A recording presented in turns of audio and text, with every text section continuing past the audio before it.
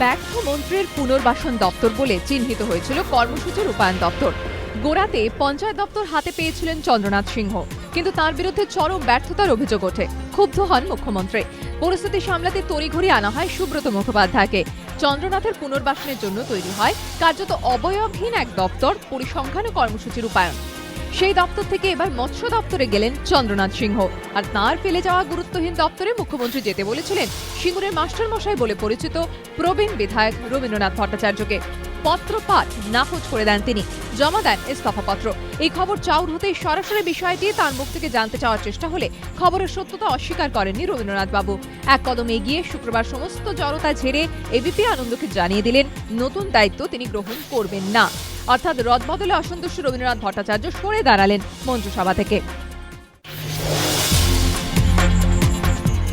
Panchayat vote যে শেষ পর্যন্ত নির্দিষ্ট সময়ই হবে তা আঁচ করে দীর্ঘমেয়াদী জনসংযোগ কর্মসূচিতে নেমে পড়ল বামফ্রন্ট। শুক্রবার ফ্রন্টের সভায় সিদ্ধান্ত হয়েছে আগামী 1.5 মাস ধরে খাদ্য নিরাপত্তা বিলের বিরোধিতায় এবং সার্বিক গণবণ্টন ব্যবস্থার দাবিতে চলবে প্রচারাভিযান এবং স্বাক্ষর সংগ্রহ। অন্তত 1.5 কোটি মানুষের সই সংগ্রহ করতে হবে এই সময়ের মধ্যে।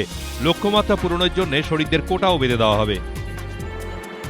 একই সঙ্গে খুচরো ব্যবসায় বিদেশি বিনিয়োগের বিরোধিতায় একটানা প্রচারাভিযান চালাবার সিদ্ধান্ত হয়েছে এদিন ফ্রন্টের বৈঠকে। এই ইস্যুতে তৃণমূলের কৌশলী আক্রমণ ভোতা করা এবং কেন্দ্র বিরোধী প্রচারাভিযান তুঙ্গে তুলে 21শে ডিসেম্বর কলকাতায় করা হবে কেন্দ্রীয় সমাবেশ। শুক্রবার কাঁটায় কাঁটায় সকাল 11টা খুলে গেল সীমা গ্যালারির দরজা। ভোর থেকে অপেক্ষারত মানুষের ঢল নামল গ্যালারিতে। 40 জন শিল্পীর অনবদ্য সৃষ্টি। সেই সৃষ্টি নিয়েই শুক্রবার থেকে সীমা গ্যালারিতে শুরু হলো সীমা আর্ট মেলা।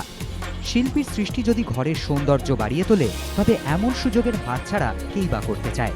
আর খরচ যদি হয় নাগালের মধ্যেই, তবে তো কথাই নেই।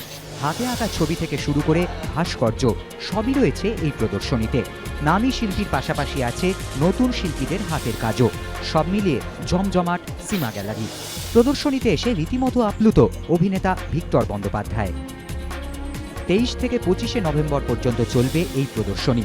প্রথম দিনেই ভিড় ছিল চোখে পড়ার মতো। ওয়াংখেড়েতে প্রাথমিক ব্যাটিং বিপর্যয়ের ধাক্কা সামলে চেতেশ্বর পূজারার চওড়া ব্যাটের দৌলতে ঘুরে দাঁড়ালো ভারত। আহমেদাবাদ টেস্টে 200 রানের পর এবার ওয়াংখেড়েতেও সেঞ্চুরি করলেন। এমন একটা সময় তাঁর এই লড়াকু ইনিংস যখন ইংল্যান্ডের স্পিন জবাবে একের পর এক ব্যাটসম্যান ফিরে গেছেন প্যাভিলিয়নে। তার উপর প্রথম দিন থেকেই ওয়াংখেড়ের পিচ জাদু দেখাচ্ছে, টার্ন ও বাউন্স করছে বল। এই অবস্থায় আর অশ্বিনের সঙ্গে সপ্তম উইকেটে পূজারার অপরাজিত জুটি ভারতকে স্বস্তি দিল। দিনের শেষে ভারতের রান 6 উইকেটে 266। ওয়াংখেড়ের ডিজাইনার পিচে এই রান নিরাপদ বলেই মনে করা হচ্ছে।